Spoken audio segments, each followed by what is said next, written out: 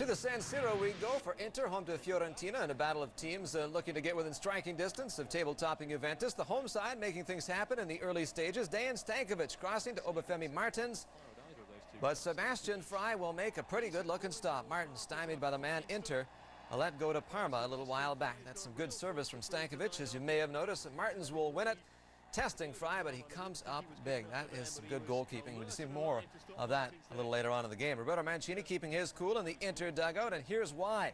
The coach well aware of the talent he has on the field and what they can do. Martins with the run, he gives to Adriano. The big Brazilian will then find Luis Figo out there on the right.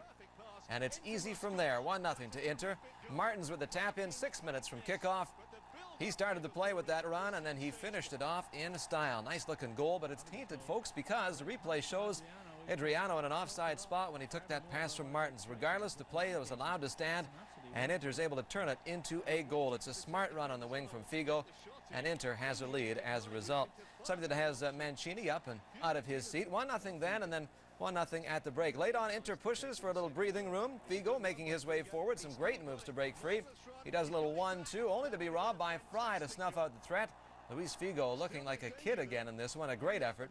Inter would keep the pressure on as this one rolled on.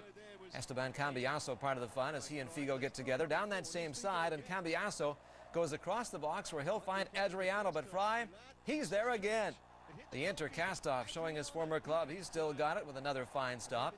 His mate's clear, but the ball will be sent back in, but it would not result in another chance. Soon the final whistle puts an end to it as a 1-0 Inter win in a key match with Fiorentina. Inter recording their fourth shutout in the last 5 starts in the victory and handing Fiorentina the first loss in the process. Luca Toni with 5 goals in 4 games coming in. Inter, meanwhile, gets the job done. They find themselves now on Juve's heels with the 3 points. Sampdoria have started this season as they ended the last and are already looking like a good outside bet for that much sought-after 4th Champions League spot, with Emiliano Bellizzoli leading the charge. Fabio Bazzani's return from injury still a long way off, and Francesco Flacchi struggling with form. Bellizzoli has been supplying the goals that have fueled the Blue Cerchiati's early push up the table.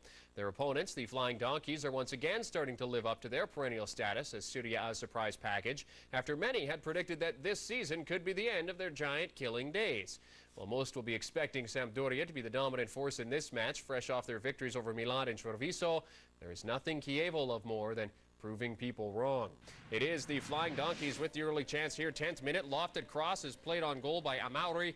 Francesco Antonioli has to use every inch of his frame to tip that one out as Amauri comes close.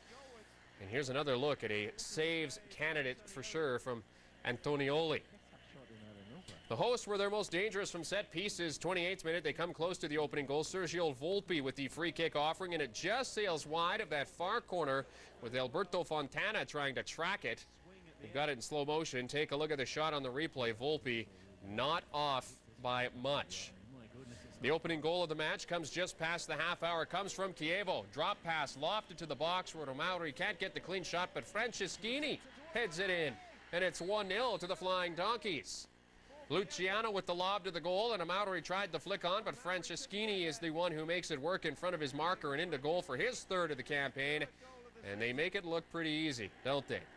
5 minutes after the restart, Sampdoria would get the fans back into the match with a leveler. Nice ball to the middle, played backside by Lamberto Zali, and Francesco Flacchi puts that shot past Fontana, and this game springs to life, tied 1-1. Flacchi, as we said off the top, has struggled with form, but he has his 2nd of the season to tie it up. It stays level for just 10 minutes. Chievo retake the lead. Victor Obina, look at the work here, and he reaps the reward.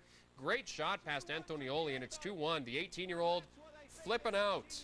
Obina finding his way through 3 defenders before putting the shot away. A top 10 for sure, and his first goal of the season on his debut. And how about the celebration?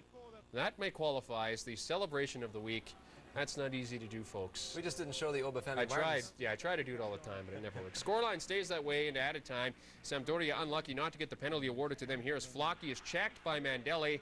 He goes for goal. No call in the play, and Flacchi has a lot to say to the official and Mandelli. And frustration for Sampdoria as they lose this one 2-1 to Chievo, their first loss at home this season. The win moves Chievo into a tie on points with Sampdoria. We'll get to the table shortly. It was the Flying Donkeys' 3rd triumph. Manager actually deciding to make 6